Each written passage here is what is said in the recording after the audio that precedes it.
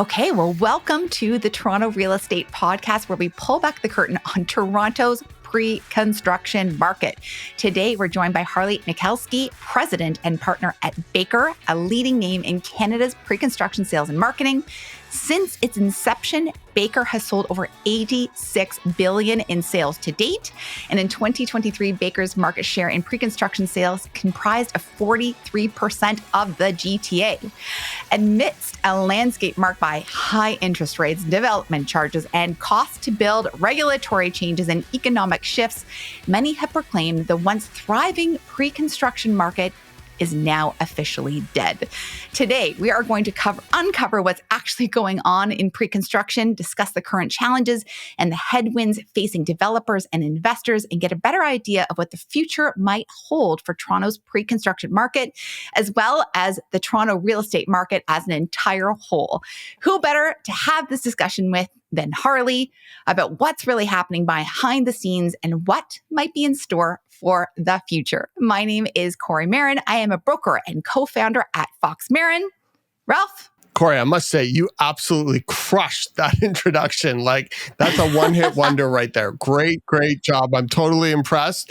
My name is Ralph Fox. I am the co-founder and broker of record of Fox Marin. And today, as Corey was earlier talking about, we have Harley here, who is a friend of Fox Marin's, basically an industry maker in the pre-construction world. And he's really here to give us some insights today. Harley, we are just so happy to have you here. Thank you so much for joining us. Thank you, Ralph. Thank you, Corey. And Corey, thanks. That was a great introduction. That was awesome. So happy to be here. It's always a pleasure working with you guys. Definitely my first time doing anything like this with you.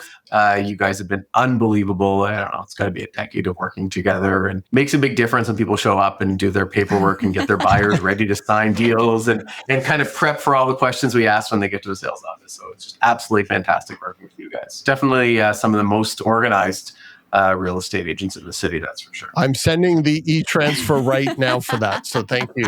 Thank you, Harley. Yes. You're a man of your word. But thank you so much for that. Okay, so let's get into it. So for those of us who are watching and not familiar with Baker, can you tell us a little bit about Baker and your role at Baker? Baker Real Estate is actually the largest pre-construction sales company in North America. In a typical year, we sell about 5,000 pre-construction units. We sold as many as 9,000. Unfortunately, I do not think we will sell as many this year, although we will talk about that in a little while.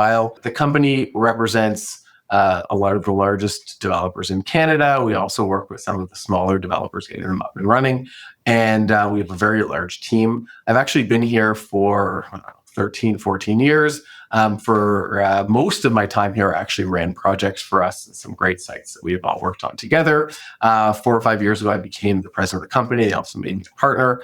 And now what I'm working on is more how the company operates, building the best team in real estate, and working with our developers on a lot of these big picture items. And these days, having a lot of conversations similar to what we'll talk about today, which is that it's tough out there. It will come back, but it's not quite as bad as everyone says it is, especially not the beginning. So talk to us about the current pre-construction landscape. We're hearing so much in the news. We're having lots of conversations with clients and other agents about pre-construction, especially the idea of pre-construction versus resale currently. And is it as bad as what the media and a lot of agents are saying? So it's not as bad as everyone says. And that's going to be kind of the biggest topic that we're going to keep coming back to. But it is much harder. The real estate market is slower. We are selling condos at a slower pace. But what's interesting is where we used to open up a condo project and we would have some key agents who would show up with 10, 20 buyers because everyone was ready to jump into the market. We're not seeing that today. And we've done that with you many times before where, on our opening weekend, we sell out an entire building. That is not the case anymore. What is happening now is we have to grind our way through sales. Every week, we're selling 3 to 5 units at a site, and we have to continue to reinvent ourselves, bring new, fresh blood in. One of the things I am finding is that you have to be a lot more creative. There is no more opening up the doors and seeing. It is pounding the phones, making and talking to people. Well, what's interesting about the market is there's a better opportunity to buy today than I think we have seen in a very, very long time. And That does include the resale market, but it's very different purchase, right? So the reason you're buying pre-construction is so you can put your deposit down, your 10, 15%, and you can wait 4 years. You don't have to worry about the high interest rates of today, the potential vacancy issues of today, the assignment market, which, is going, we'll talk about, I'm sure. And what you're doing is you're investing in the future. And there is a huge upside in this city in the future, but it is going to take us a little bit of time to get there, I think. How would you think about a potential investor? Because typically when an investor looks at buying pre-construction or investing in pre-construction, they're going to look at the gap between resale, the cost of something today, versus pre-construction, the cost of something that hasn't been built tomorrow. And to me, to my lens downtown, it seems like that traditional gap has gotten very, very wide. And so when I look at the pre-construction market, when I have conversations currently, being a very big bull of the long-term future of Toronto market, as I know you are, but when I look at that spread, it seems really, really large, maybe the widest I've ever seen it since I've been doing this. And so how do you gap that bridge, and how do you start to have it make sense to somebody who's thinking about making an investment in real estate, presumably in a condo? It's a good question. It is the largest gap we have ever seen. Yeah. And a couple things have all happened at the same time. We'll call it the perfect storm. But essentially, construction costs have gone up, land costs have gone up, government intervention costs have gone up by a substantial amount. And it is becoming harder and harder to make these projects work for the prices that they used to work at. When you ask why someone would buy, we probably started working together when the difference in that gap was $50 to $100 a foot. Today, it's as high as $300 a foot, probably, maybe even a little bit higher. Now, some of the big differences, and it is important, are that the difference in that gap used to be a 2 to 3, maybe 3.5 year occupancy timeframe. Some of the stuff we worked on originally was like a year. Now you're seeing those gaps being 5 to 7 years because these buildings are actually taking a longer time to build. They're taking a longer time to get to construction, the financing, the city approvals. So what's happening is that the time between buying to a finished product is a lot longer. So when that happens, you end up with more cost, but also more time for the appreciation of the asset. It is one of the biggest issues with people buying pre-construction today is looking at, why would I pay $300 more a foot today? Do I believe that value will be there? I personally actually believe that value will be there. I think there are some circumstances where I may or may not, and some when I believe in it more. But I think that it has to do with how tough it is to buy today, because the resale prices have come down and the new construction prices have gone up, which has really made that gap so much worse. I think that the resale prices will come up pretty fast as interest rates come down, and as maybe we get a change in some of this government intervention. I think that we're going to see that demand is going to outpace supply pretty fast, and we are going to see the prices move up very quickly. And once they do that, that gap will be a lot smaller. But today, if you have to buy a resale unit, you have to close today. You have to pay today's costs. You have to pay today's interest rates. You have to struggle with financing on, you guys are probably running into this as much as I am, harder to get appraisals, harder to actually get the full financing. And then you have to carry this thing. I think that will all get better as time goes on, and that will quickly push the prices up. I have a question about this. Who is the profile that's buying pre-construction right now? So those that are actually converting after coming to the showroom and looking at product.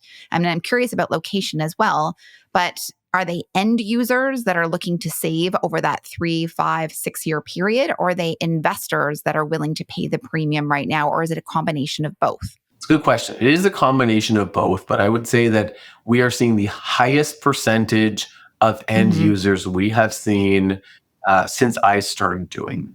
There are some projects we've always seen a higher percentage of end users. There's no question. There's the bigger product, the more off the beaten path locations, the boutique mid-rise buildings where we do see more end users.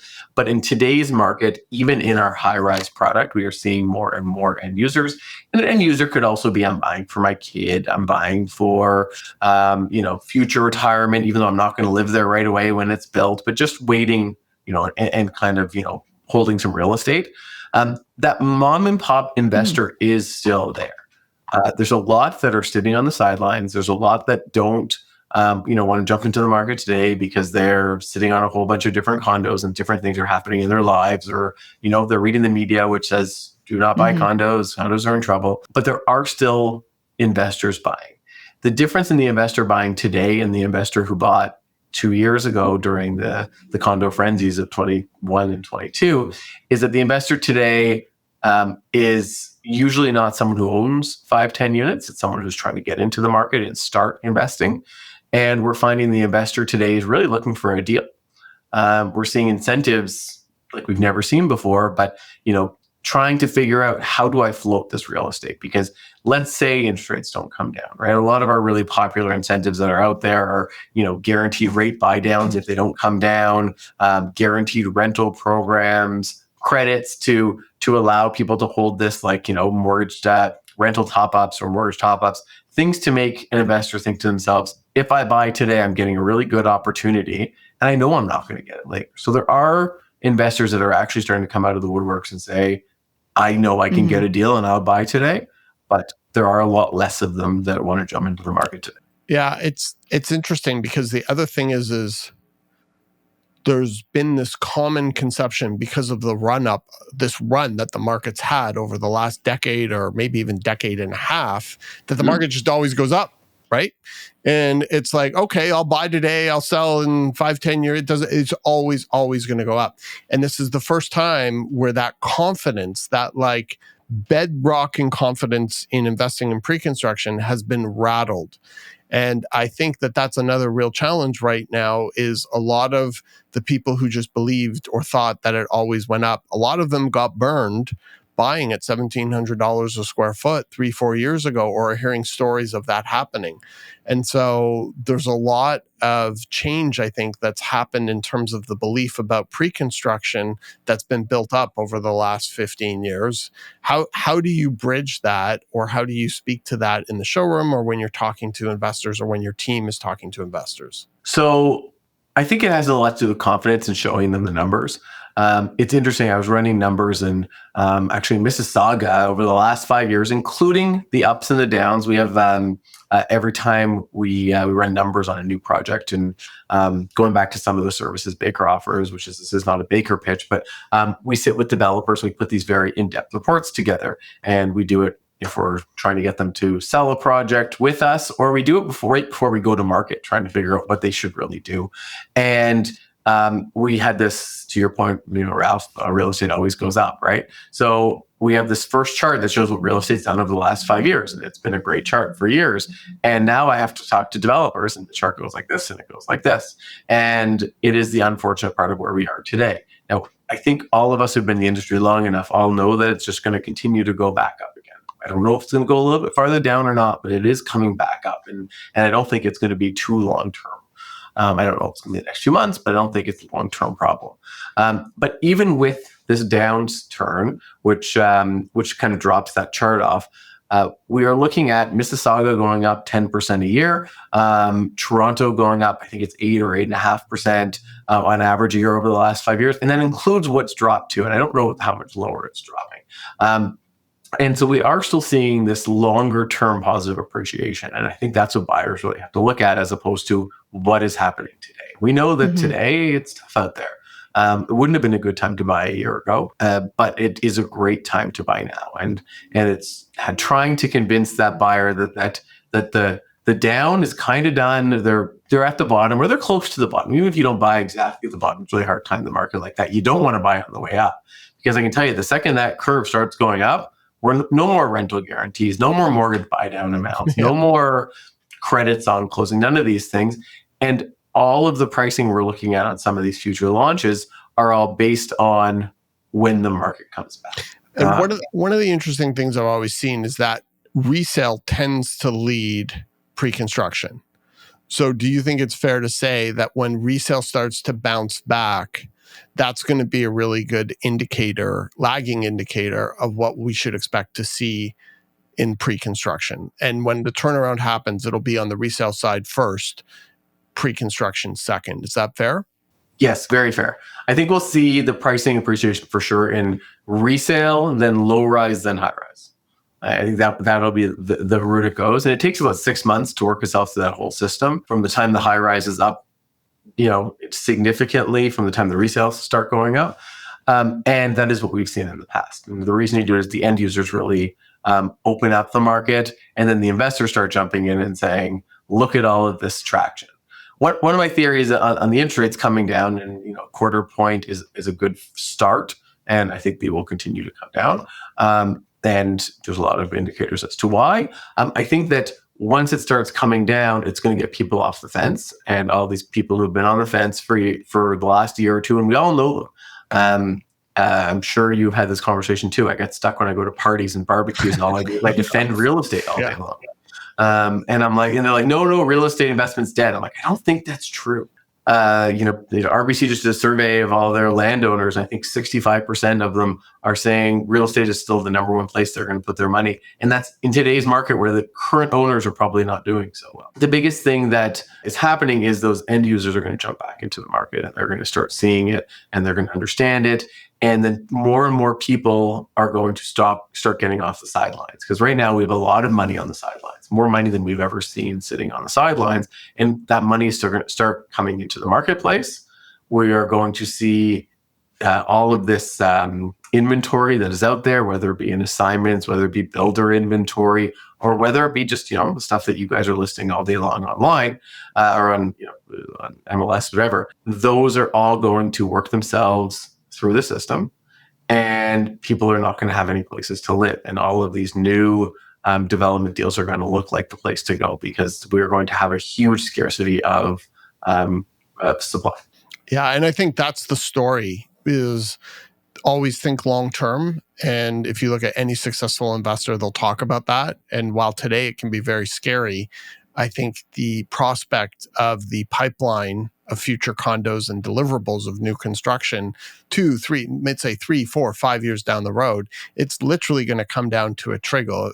If you look at how anemic resale pre-construction sales have been relative to past years, and if you look at new permits for houses, it's at everything's at all-time lows. And so this is not going to affect today's pipeline, but in the future, in conjunction with immigration, it's going to be an interesting 2029, 2030 in terms of the Toronto real estate market, if you're able to think that long. So I think that's really, really important to take into consideration. I totally agree. It could even happen as early as something like 26, 27, because a lot of these buildings that are under construction, or most of them will finish by 26, 27, right? There are some that 28, 29s and 30 dates on them.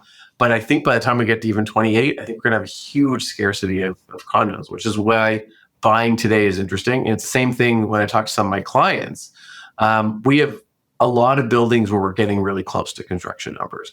And I have 2 or 3 that are 30 sales away from it. And it's, do we just fund the construction? It's nice having some clients who have some money, and some have more than others, obviously. But, we deal with some pretty big developers, and I have 1 or 2 of them right now that are just going to fund the difference, because it's not a big difference to get it over the hump. And these construction, these end dates are 27, 28, 29. I'm like, guys, we want inventory at that time. We are going to do really well because there's not going to be a lot of inventory out there. And talk to me just ballpark numbers, year to date, condo launches downtown Toronto. How many would you say have launched, just off the top of your head? Dozen. And let's say comparative to 2019 or 2018, when you had really strong years in pre-construction, where would we have been at this point? 2022, we already had 21 by this point. Wow. Right. Wow. And I think the whole market's done maybe a dozen this year. That's really interesting. So that is an indication of what the future pipeline is going to look like right there. I find that's a really interesting numbers. And even worse than that, the question is how many of those have actually hit the numbers they need to hit to start building, and that's even a much lower percentage. In 22, we'd sold 21 projects at this point of the year. I don't know, out of 22, 19 of them were construction financing numbers and ready to go on the ground. I don't know I don't think any buildings, not one building that has launched this year, maybe one, that actually has got construction financing.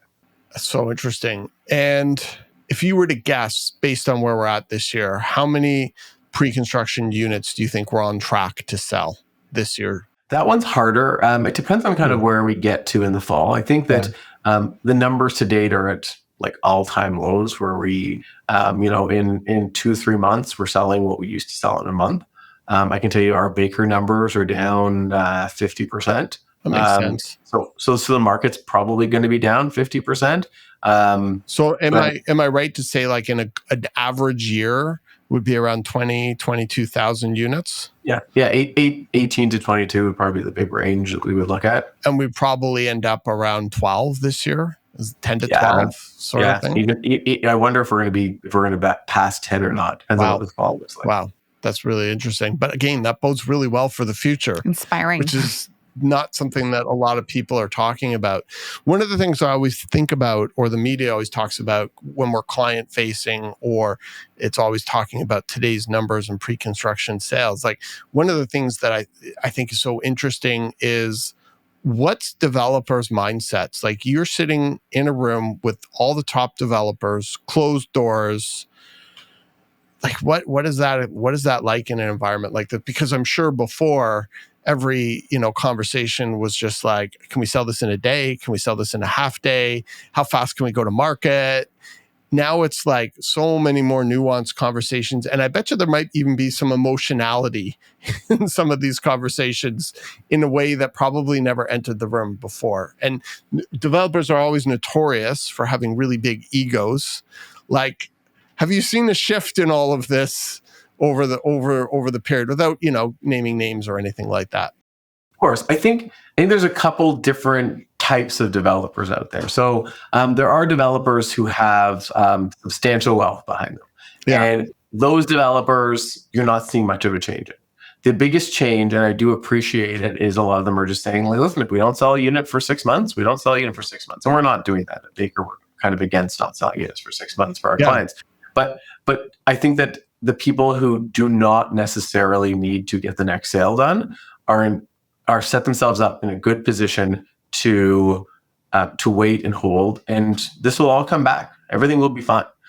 The developers who are kind of mid-range, they need to sell units, they need to get their teams moving, and they're willing to do something to get it done, are more aggressive than I've ever seen them. And I don't mean like they're very, very nice to us, they're very nice to the public, but more like, how do we get this done? How do we get 5 units done this week? What do we have to do next? And, ready to have those conversations. And we're seeing incentives that we've never seen before. And I've never seen before. And then you have the developers who just have absolutely no choice but to sell. And they're looking at their books and saying, like, how do we sell this? What's the price to get this thing sold? And we're seeing, again, some units out there selling at prices and programs that we wouldn't expect.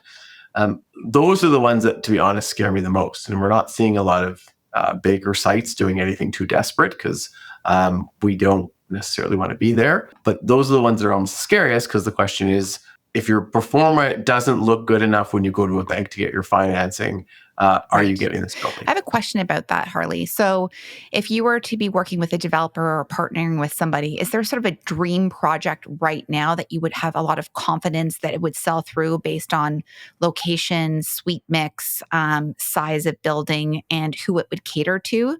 So you're probably partnering with everybody to talk about these types of things, but is there sort of like a dream combo that's actually working right now? Or is this all just sort of like hit and miss, throwing spaghetti on the wall and hoping something's going to stick, and you really can't forecast a win or a lose depending on what it is? We are actually seeing some success out there. We've had some really, really good runs. Even in the last year, we've had, I think there was the market saying there's about 11 successful launches and 7 of them were Baker sites, but they have a lot of things in common. It's not just that this happened to work. So the product that is working really well are, we'll call them A+ locations, A locations realistically. Things that are very close to subway, schools, units that are really, really well designed, and that is a huge part. I mean, this is a Baker pitch, but one of the biggest things we do with our clients, I think a lot of people don't spend enough time is work through every single floor plan and make sure they work, because you're selling product, right? You're selling a piece of paper that has this beautiful unit on it, and it's got to work. It's got to flow. It has to have the right programming.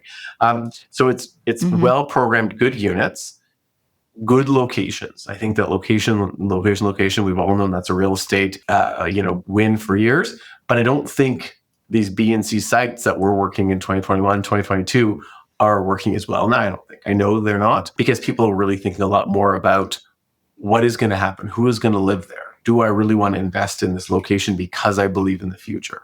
And again, we've had some huge wins. We've had wins at Yonge and Bloor. We've had wins up at Yonge and Finch. We've had wins out in Mississauga. There are some good locations that people are saying to themselves, I want to put my money here and get a deal again today that you wouldn't see in a year or two. So then I have a follow-up question with that. With the downtown Toronto, like the heart, like the entertainment district, the financial district has changed so much since COVID, and living in those communities is not the same as it once was. Have you seen a shift in people's mentality that they want to live, yes, in areas that are close to schools or close to the subway or accessible to outdoor space or what have you, but are people trying to take their money out of the core, for example, and move to, like, I'm going to call it safer neighborhoods or more family-friendly neighborhoods? Have you seen that shift happening at all?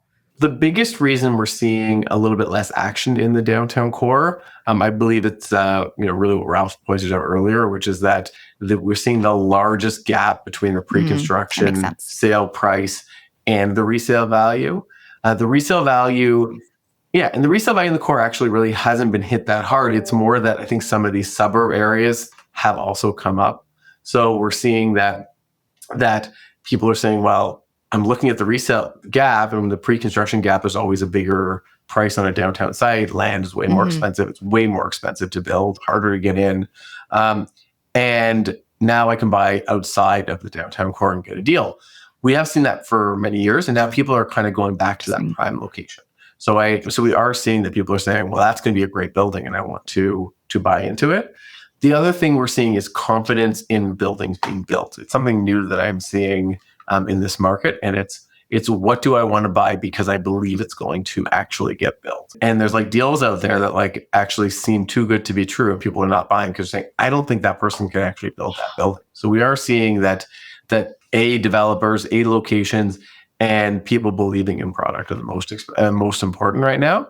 I think that there are areas that are still thriving that are outside of the downtown core. But again, it's like we did incredibly well. We sold 1,200 units last year in a Markham launch, 3 towers in a row in a very slow market, because people understood the neighborhood right next to York University, right next to the Go, and kind of in the center of it all in Markham.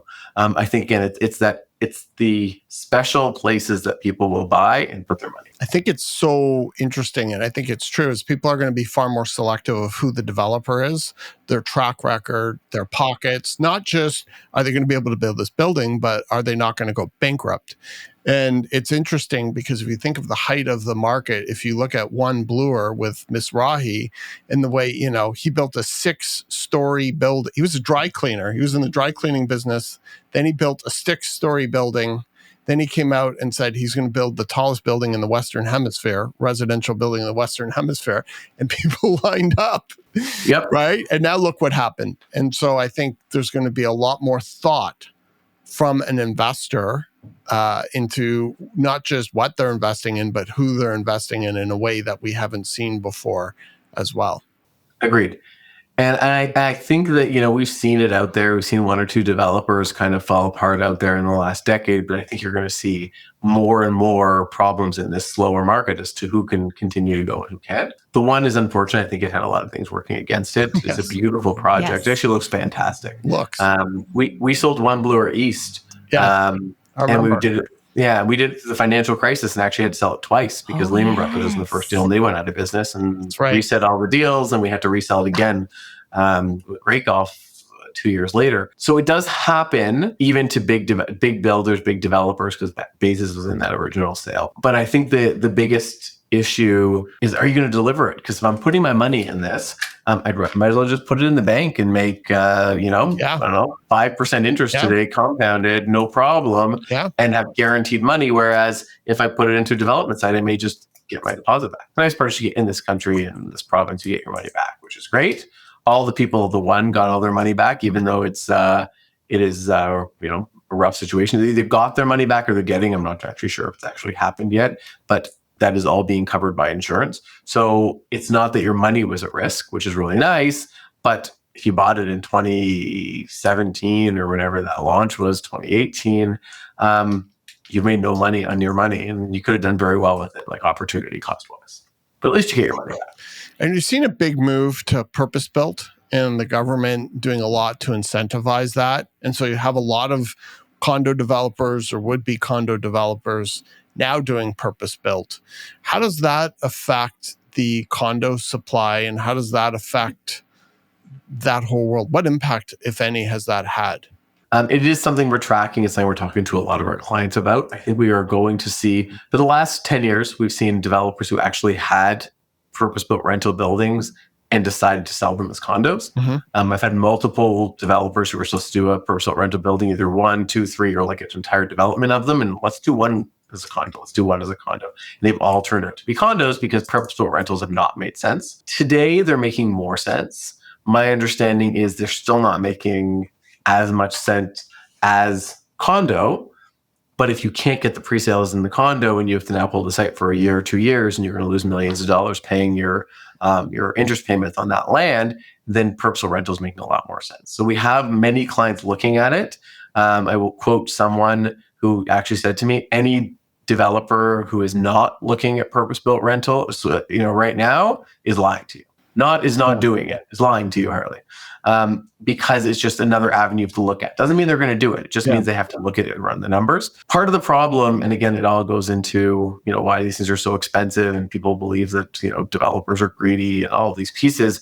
They're making smaller amounts of money on their money every year, and they're just trying to work their way through the system. But we've all been experiencing higher interest rates on our home payments, on our real estate purchases, seeing it in the news, everyone knows what's happening. But so are they. They're holding these pieces of land and they're not getting mortgages at prime or below prime. Commercial loans are a lot more money, and they're paying $300 million for a piece of property, and they have to hold it now for an extra 2-3 years because of what's happening. There's a huge expense. Some of the conversations we have is, should I go out today at, and I'm making up numbers, but $1,000 a foot, or can you sell it next year at $1,200 a foot? And it's only because I now need to pay all of this interest on this piece of land and hold it and have no income on it. And then it's going to delay my construction process and all the other pieces. And now I've sold for a lot more money. And so that's when they're now saying, or can I go to purchase rental and get something going sooner than later and not have to hold it? And wouldn't there be a difference to the consumer between 1,000 and 1,200 from the consumer lens right now either? Like it's not like all of a sudden you're like, oh, if we launch at 1,000, it's going to sell out in a weekend. Like you can guarantee that. I don't know if that would. $1,000 a foot, I guarantee it. But yes, agreed. But you're right. If it was an A location, 1,000, 11, 12, we are going to sell it, right? Because these developers still need 12 to 13 to make a lot of these sites work. Depending on the location and what they paid for the land. Some of this free land or, family land they've had for, 50 years is a different story. But anything like the one barely works. I don't think the one works at $2,000 a foot. I only say that because on resale, which I know is very different from pre-construction, is that when we've been pricing or doing pricing models for our condo sellers, and we're trying to figure out what range we go out at and what the list price is going to be, we're like, what is actually going to move the needle? And it has to be a significant amount for the consumer or the buyer to actually make a move on condo resale right now. And so, for example, if you have product out there that's not moving or not getting interest, and we want to do a price reduction, like if we do a price reduction of $5,000 or $10,000 or maybe even $12,000, that's not going to really do anything. Like the buyer needs to see that bigger jump or to feel like that will inspire them to make a move on something. So we've had to be much more aggressive on our strategy to be like, how can we stand out from the crowd basically and make your condo much more enticing to somebody who has 8,000 plus resale options out there right now. And that is what we're doing as well. We spend so much time on what does the product offering look like? And we're doing everything from how do you flow your condo for X number of years? One of the interesting programs we've been doing a lot more of, which is a lot easier to do in pre-construction, is delaying closing dates. It actually costs the developer more money than I think people think, because it does. Once they built that unit, or if they delay building the unit, it's got huge cost implications. But it still placed into that storyline of why do you want something that's not built for 3 or 4 years, even if it's under construction already. But it's what does that package look like? It's the same thing. And coming up with the best price doesn't always make it work. But if you have great product and it is well priced, we are seeing movement. We'll be down 50% this year on sales compared to what we did a year ago or 2 years ago. But we're not down 100%. Like what's interesting is if you were to read the newspaper and listen to the media, and there's even people out there saying things in our industry, and I hear it and I read it, and I'm like, why? Like, it's not that bad. It's not good. I understand how hard it is out there, and there's no question we're selling less units. It's harder. We're selling at a lower price. It's not the best, but we're selling units every single day at Baker. I stare and maybe too much at all of our sales as they come in. And I have this chart that someone on my team made for me that I think everyone else is mad they now did. And I know every sale that comes in, and I can ask questions. And people have never heard from me before. I'm like, hey, where did this sell? Hey, why did this agent sell 3 units there? Hey, what happened here? Because I find it very interesting. But every day we're selling units, and some days are 3, some days are 4. We sold 30 last Saturday. Like, that's awesome. We're selling units, but not enough to sustain where we've been in the past. And what's so interesting, we in our office have on the wall we have like a whiteboard, and I wrote, strong markets make weak agents.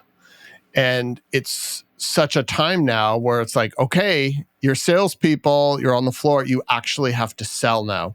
You actually have to really go out of your way to listen to a potential buyer or an agent and really help them through the process, as opposed to, here's a 500-page document, it's all on tablet, just sign it, don't worry about it, and everything will be fine.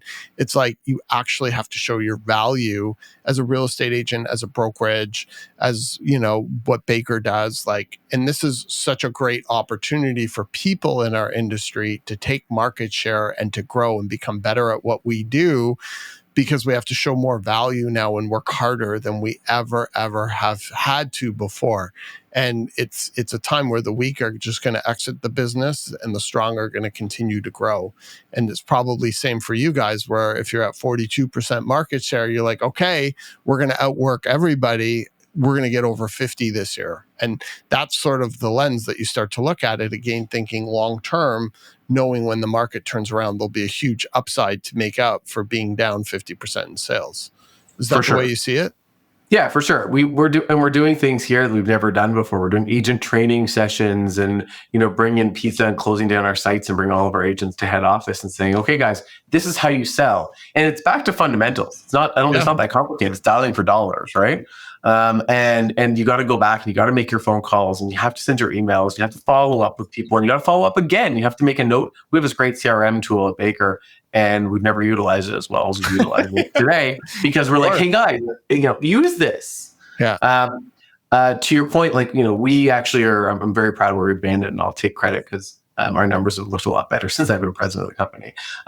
But in all seriousness, we've always had realistically 20 to 30% of the market share. It's always been kind of us, and there was 1 or 2 other competitors, and sometimes they changed who they were, kind of trying to run, who was the biggest in the marketplace. And as interest rates started going up, we started innovating. We started actually really coming out of COVID. We started innovating, selling online. You guys, I think, were a very big part of helping me through the first night we came out with downtown at 28 Eastern after the pandemic, and we had a huge blowout success there. And since then, we started selling online. We started doing things differently, and from there, that interest rates started changing, and then we started even getting, more aggressive on all the different tactics. How do we get people into sales offices? How do we train our people to be better? And it's come as high as 50% of the marketplace that we have actually sold, which we don't list 50% of the units in the market. Kind of the coolest part about that stat is we don't list 50%, we're selling 50%, and there's a reason behind it. It's because we're doing something. And I agree with you. I think agents on all sides and everyone out there simply were just laying down and saying the market is tough, I'm out now. And other people are going out there and pushing and getting stuff done and figuring out what's the next thing we do. and even our agents. And we're seeing a huge shift on the people we're working with. I know we don't have that much time, and I totally want to talk about assignments, and I want to talk about defaults, and I want to talk about this government intervention stuff. I have one quick question for Harley just about innovation and creativity. Are you really selling the first-time homebuyer story in terms of pre-construction? Like, I just don't feel like it's out there when you've got young people coming out of school or, in their first jobs, and they're like, I'll never be able to buy real estate. I'll never be able to afford it. I'll never be able to have my own little piece of the city. And I can totally understand from their perspective why that might be true. And I always want to be like, look at pre-construction. Like, it's such an amazing way to get your foot in the door because of the stretched out deposit structure and all the incentives that have been going on right there in that marketplace right now. Is that a story that you guys are trying to capitalize on right now? Because I just feel like it's an incredible way for young people to at least get their first little studio or junior one bedroom. Is that something you're seeing, or like where is that disconnect where buyers might think that there is an opportunity for them there? Yeah, so I actually think that it is incredibly important. One of the big things I did, and goes against what you're saying, but essentially the week my daughter was born, I bought a condo for her, and after my son was born, I bought a condo for him, which they'll get eventually, or the proceeds from, or whatever it ends up being. Because I agree, I think it's going to be really hard for my kids and everybody else in the future to start buying condos. We have put some interesting programs together, and it's just industry-wide for pre-construction, where you are only putting $1,000 a month, $2,000 a month, 1% every 2 or 3 months, whatever it is, so that that person who is earning enough money to potentially get there can get there. One of our partner companies, also Arboro, who actually helps people who can afford home ownership but don't have the down payment by giving them down payment support, has been a great partner of ours. And we actually have other Sorry, Harley. Yeah. What's the name of them? What's their name? Arboro. Arboro. Okay. Yeah. And what do they do exactly? And what they do is they pretty much are co-buying with buyers. So you're a buyer, you have the income to support to be an owner, but you don't have the down payment. That's the big problem. You don't have how do you come up with that kind of money? It's a big amount of money. And so they're co-investing for the first 10 years, where they're taking then their money out or figuring out a way to to liquidate within 10 years, and then they're sharing in the upside of the property. And it's a really interesting program. We actually did it, and we've done it at a couple different developer sites where there's a government-funded version. We did it actually at Canary, I think, with you, at a site project called My Home, where we took about 100 units and helped people come up with their down payments. We're doing it right now. I think we have our last 4 units at the Humber, which is Options for Homes. Same kind of concept, government funded. The only problem with the government funded version, and they're great and they're really well thought. Well, I shouldn't say they're well thought through. They're great ideas. The problem is you're buying a $500,000 condo. You need to make $92,000 to buy it. I'm just giving you an example, whatever that is. If you need to make $92,000 to buy a $500,000 condo, this government program says, we really want to sell this to you, but you can't make more than $100,000 a year to buy. And so you need to make between $92,000 and $100,000 to be able to buy this unit. And that's one of the issues. Where you look at something like an Arboro and it's not government backed, now you have people who can look at each situation and say, you know what, you do make a lot of money, but I see why you don't, you're supporting family members, and for 5 years you had a sick whatever. I understand why you can't come up with the down payment. We are willing to go buy with you. So there are some pretty interesting programs out there. Good to know. Awesome. Yeah. So needed. Yeah. And those end users, and to your point, Corey, like it's really interesting.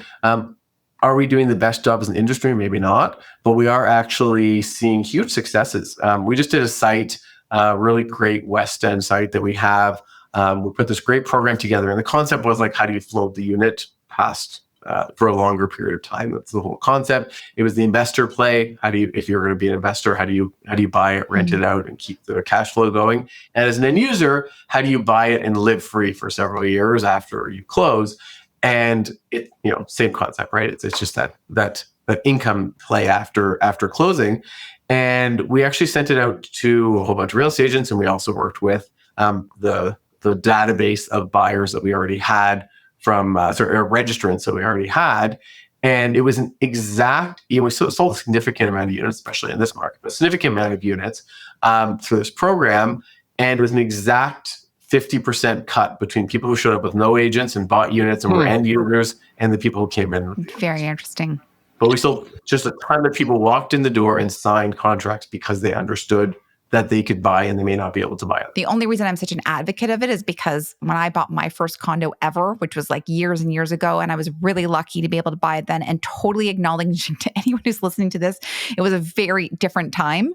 But like I would never have been able to buy that first condo unless it had been pre-construction with staggered deposit structures over like a 3-year period. And that just, I was forced to save the money for my down payment, and it totally paid off and down the road and spiraled to bigger and better things. But I just feel like people don't understand it and it's not really out there.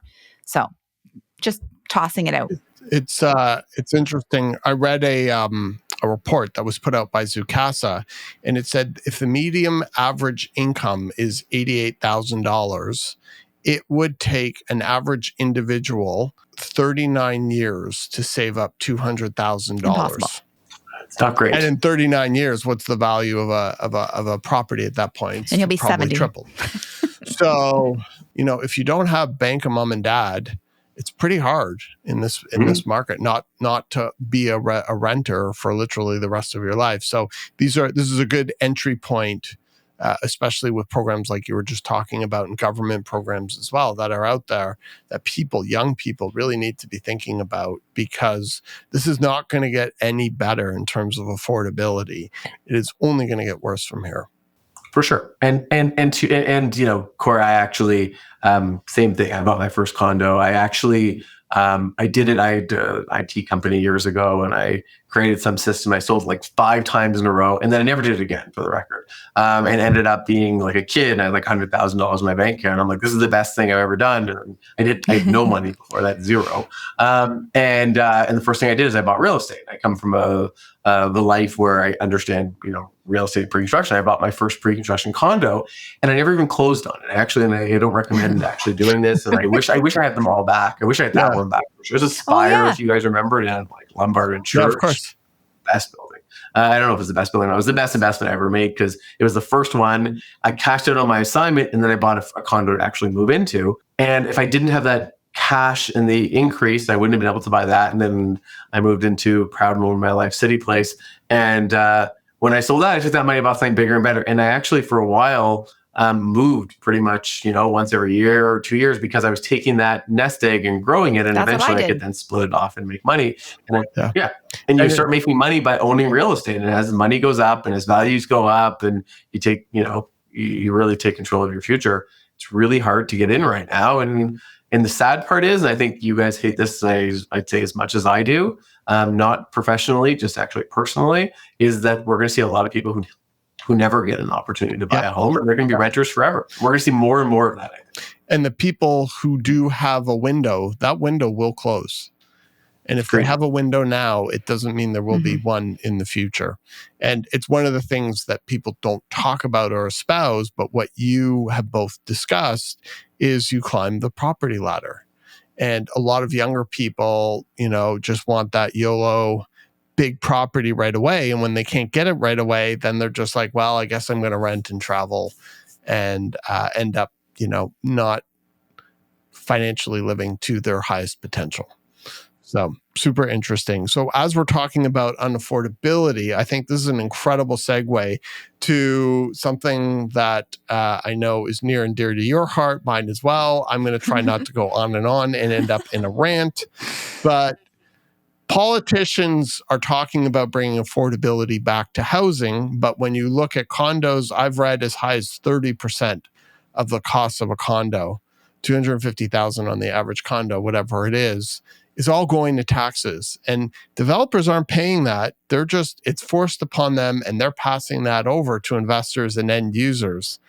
What a catalyst to drive up the price of real estate. And maybe instead of trying, to build 10,000 homes with government funds, AKA just look at the great job we're doing on the LRT with no more budget or timeline, just the infinity forever build.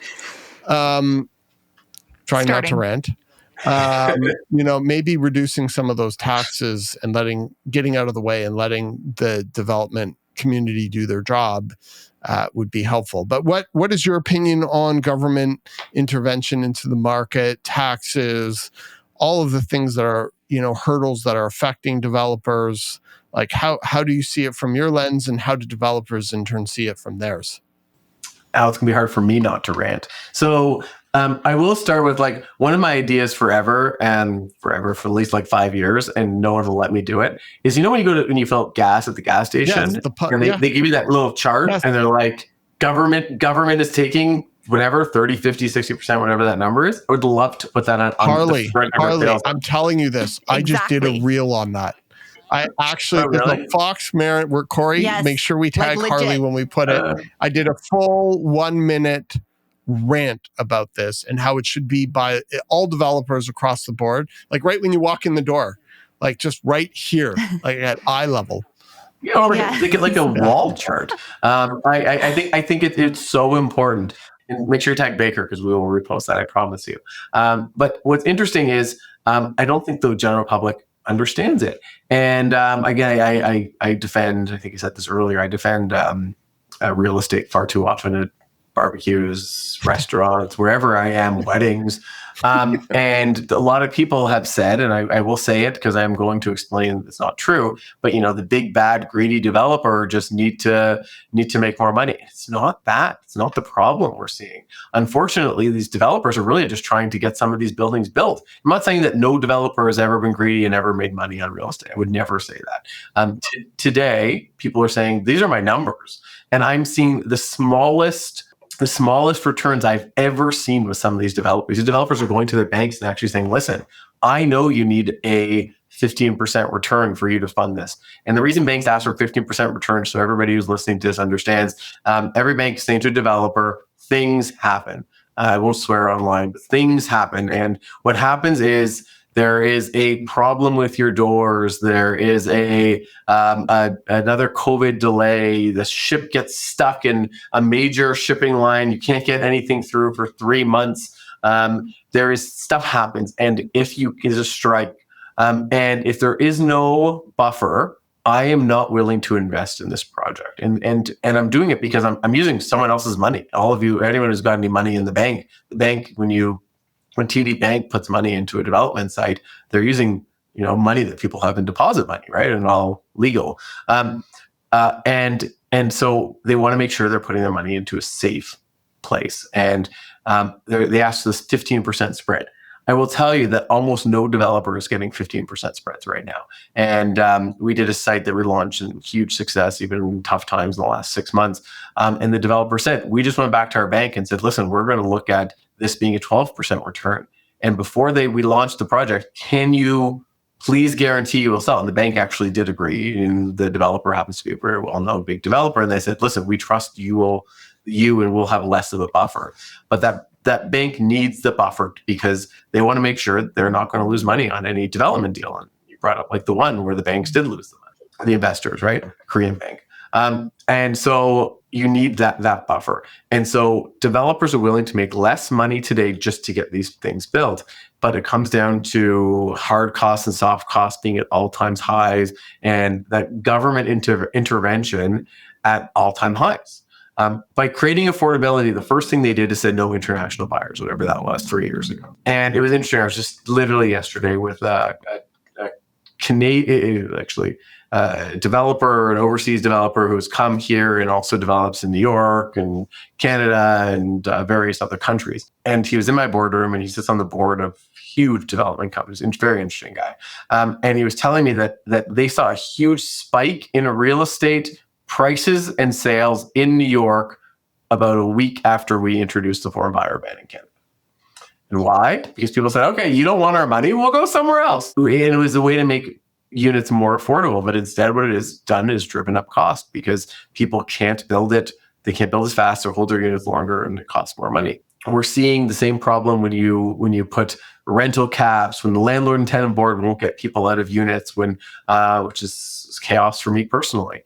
Yes, it is. I know a little bit about that. Yes, exactly. There's a great unit that someone lived in for a year and a half without paying me for, and we're running into this this government intervention that includes adding more development costs, adding land transfer taxes, and just recently this new, we're going to change our rules on capital gains tax because those are the people we should go after, the people that are helping create housing supply and affordability for this country. Let's go after them and tax them more if they're going to make money on it.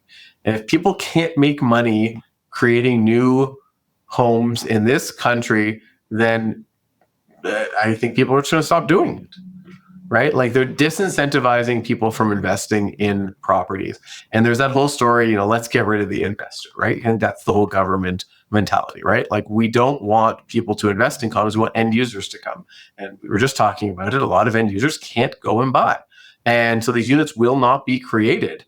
And we're going to have a huge lack of supply. And that lack of supply drives price up many different ways. The unaffordability of houses in Canada and Toronto specifically is the direct result of complete policy failure at all levels of government.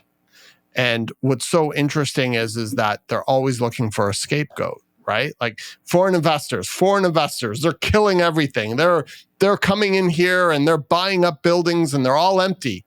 They're all empty. Peter and Adelaide, it's empty right now. All investors overseas, they don't care. They just have somebody turn the lights on and off every day just to cover the whole thing up. That's not the case. And it never was the case.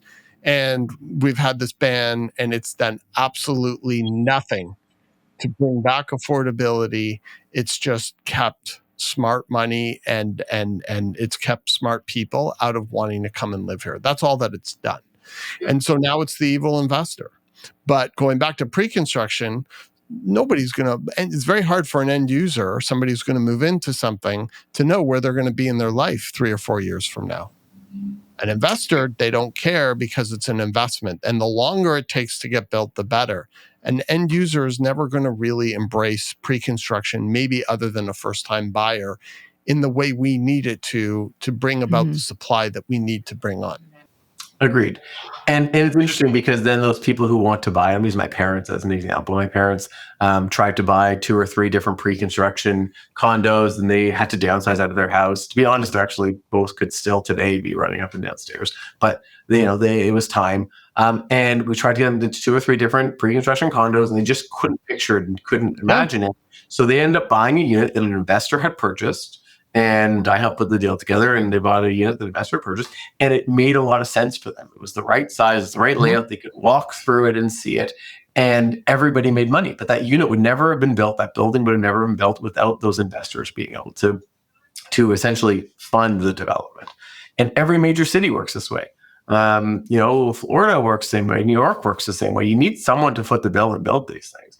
And if we don't want those investors, which is what our government has said loud and proud, why are people going to buy in? One of the things that happened, the foreign buyer ban came out and they started with the rental and all the different pieces that kind of all came out, the 21 things that all were designed to slow down the investor market.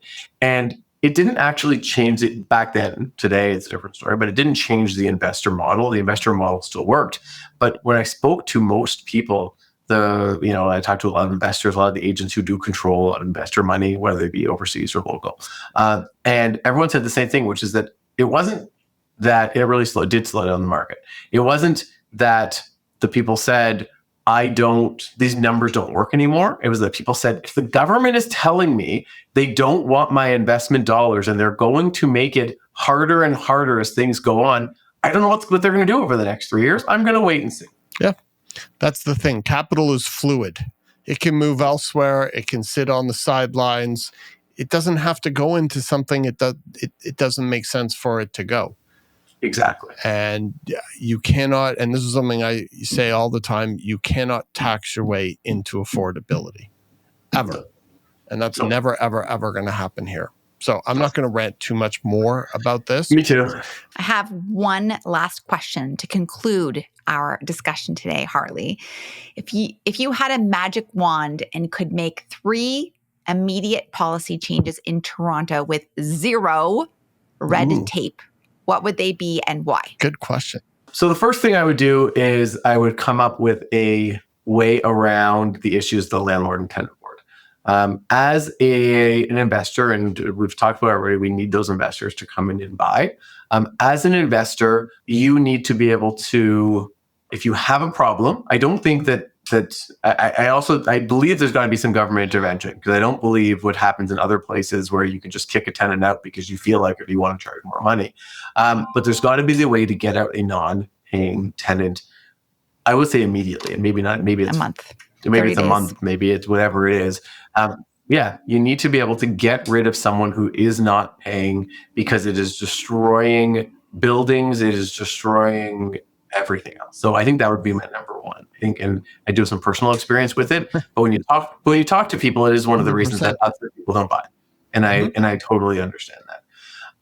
I would say, or want to put a basement apartment or a garden suite on their property. You know how much that would unlock, but why would anybody do that if they have to be married to the person they're renting out to on their property in a mature, developed neighborhood? They talk about missing middle. That's how you solve the missing middle right away at zero cost to the taxpayer. I think the other thing that I would probably do is, and we talked a little bit more about these government programs. The government always tries to create these affordable units, and they create, developers need to put 10% affordable units in a building, rental replacement units. And they're throwing a lot of money at these buildings. And then what they do is then not actually help people buy. And we talk, there are these great government programs that aren't working. So I would actually rejig. You're going to take that money, let's use it properly. And the other thing I would do if I could really wave my wand is I would say that a lot of these taxes, they need to put at least a hold on right now. The development charges, the land transfer tax. I don't understand the new capital gains tax or where that even came from, and why that showed up. It only affects 0.13% of the population, apparently. Harley. Right. You didn't know that? There you go. But like why? Like, is it a time when you need to spur on some real estate? It's interesting because I think the whole concept was get people to I guess not buy, but what they're saying is it's so that people sell. But why do you want to sell? Because now I have to pay more money on my capital gains. I actually want to hold it for longer and not sell any real estate. Yeah. Wait for a new government to come in. Yeah, which will happen. So I do think that the last thing I would do is just to pull off some of those taxes, especially to spur on buyers today.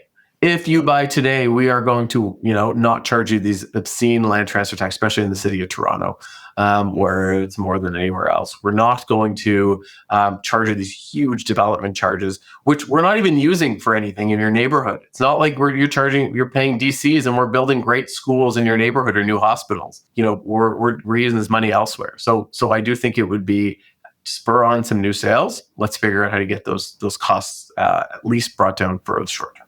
One last question. 2030, what would the cost of a one-bedroom in downtown Toronto be resale? $950,000. There you have it. Okay, well, thank you, Harley, for sharing these awesome insights and helping us navigate these complexities of the pre-construction market in Toronto, actually just deconstructing everything. And we were so looking forward to your answers because we didn't really know what you were going to say today. So thank you so much for all of your expertise and for your time, because we know you're a super busy man. So until next time, keep tuning in for all these awesome real estate truths and the behind the scenes info. So again, Harley, thank you so much for being here. Ralph, thank you for all your great questions. And I hope everybody out there found a lot of value in today's podcast. Thanks Harley. For having me on, Please don't forget to subscribe, and comment too. Thanks so much. Bye.